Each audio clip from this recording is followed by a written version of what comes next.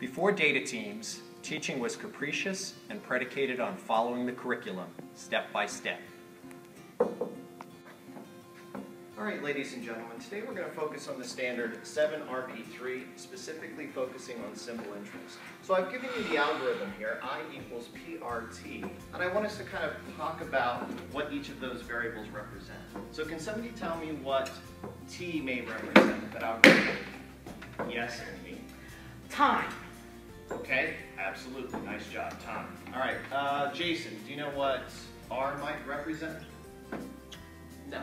All right, well, we're talking about money, so what do you think R might represent? Come on. Well, Amy, you already answered a question. I want to give Jason a chance. But I know.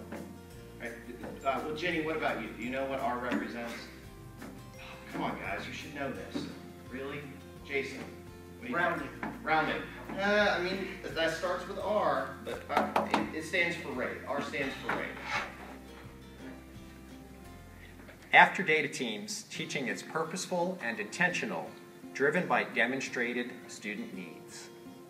All right, boys and girls, what I'd like you to do, I've planned some different station activities regarding simple interest. And so I've sent to you, to your cell phones, some questions I'd like you to go through, and that way I can gather some information based on your understanding of the standard.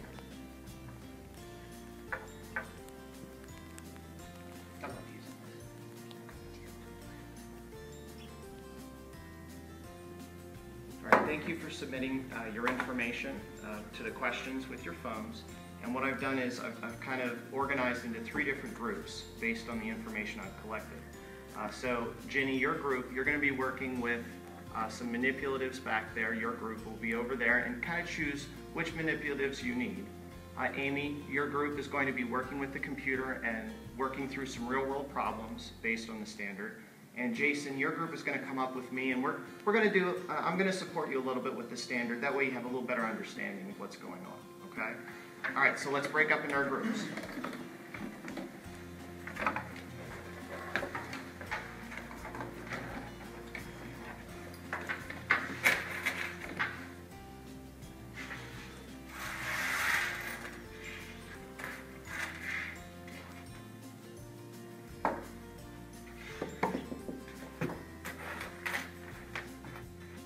Before data teams, student achievement was more subjective and focused only on outcomes, not the process of learning.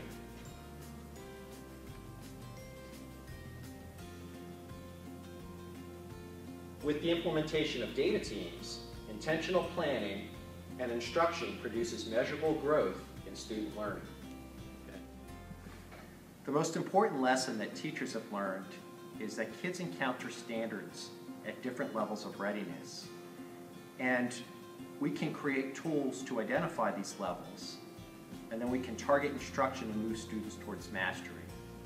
And so it's really transformed the way that we do work and the way that we look at students and plan for instruction and move them more intentionally towards levels of mastery.